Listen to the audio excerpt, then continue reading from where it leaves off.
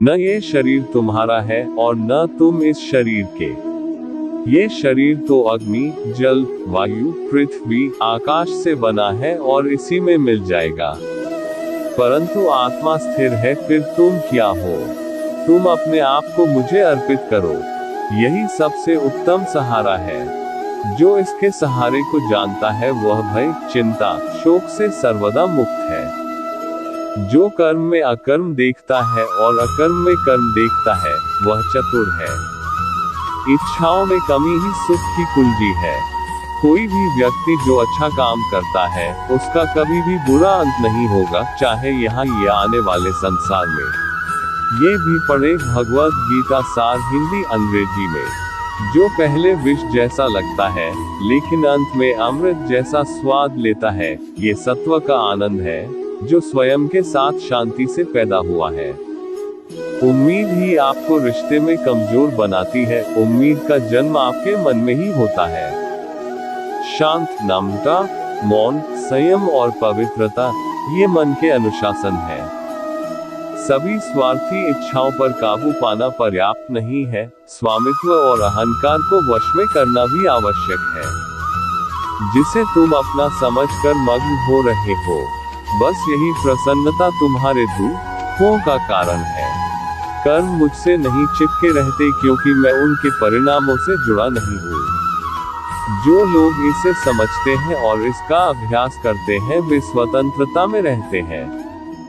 जो मनुष्य प्रकृति के गुणों से अनासक्त है और जो पूरी तरह से दिव्य ज्ञान में स्थित है, उसका कार्य पूरी तरह से परात्परता में विलीन हो जाता है। अभी निराश मत हो, क्योंकि तेरा वक्त कमजोर हो सकता है, तू नहीं। भले ही दुर्बलता ईश्वर द्वारा दी जाती है, लेकिन गरिमा मनुष्य के मन को स्वयं निर्मित करती है। अंत में सभी आत्माओं को परमात्मा में मिल ही जाना है।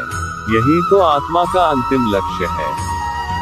सभी जीव मुझ में है और मैं सभी जीवों में हूँ। तुम्हारे कर्म ही तुम्हारे भाग्य के निर्माता है। तुम्हारा मोह ही तुम्हारे दुखों का महान कारण है।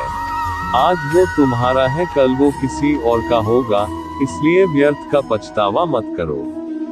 वर्तमान में जीना और उसका अनुभव ही जीवन है। ये भी पढ़े श्री कृष्ण जन्माष्टमी शुभकामनाएं संदेश कोट्स। आत्मा अमर है, न तो इसे कोई शस्त्र काट सकता है और न ही अग्नि इसे जला सकती है। जल इसके तेज को बुझा नहीं सकता और न ही वायु इसे सुखा सकती। किसी और के जीवन की नकल को पूर्णता के साथ जीने की तुलना में अपने भाग्य को अपूर्ण रूप से जीना बेहतर है।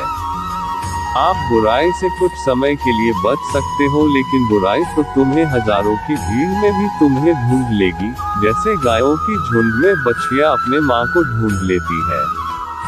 सभी जीवों का निर्माता मैं हूँ। किसी जीव को कष्ट देकर तुम मुझे खुश कैसे देख सकते हो? कृष्ण का सेवक बनकर ही जीवन सफल होता है। चिंता नहीं, चिंतन करो। घमंड व्यक्ति को ले डूबता है। मैं विधाता होकर भी विधि के विधान को टाल नहीं सकता। मन सफेद कपड़ा है, इसे जिस रंग में डुबाओगे वही रंग चढ़ जाएगा। उठो, श्री कृष्ण के चरणों का वंदन करो। लज्जा और अभिमान छाड़ दो, मन को निर्विकल्प कर लो और वृत्ति को सावधान करके हरिचरणों का वंदन करो। जीवन में सुख ही सुख है, यदि हम आशाओं, उम्मीदों का त्याग कर दें। जीवन में आधे दुख का कारण आशाएं बड़ी होना है। जो व्यक्ति आपकी कद्र नहीं करता, उसके साथ रहने से अच्छा है आप अकेले रहे। क्रोध की अवस्था में भ्रम जन्म लेता है। भ्रम बुद्धि को नष्ट कर देती है और बुद्धि के नष्ट होते ही व्यक्ति का पतन हो जाता है। मैं सभी प्राणियों को समान रूप से देखता हूँ। मेरे लिए कोई बड़ा छोटा, अमीर गरीब नहीं है।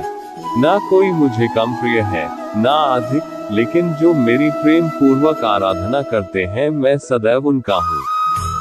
मेरा तेरा, छोटा बड़ा, अपना पराया मन से मिटा दो, फिर सब तुम्हारा है और तुम सबके हो। आपको अपना निर्धारित कर्तव्य करने का अधिकार है, लेकिन आप कर्म के फल के हकदार नहीं है। अपने कार्यों के परिणामों का कारण स्वयं को कभी न समझें और कभी भी अपने कर्तव्य को न करने के प्रति आसक्त न हो।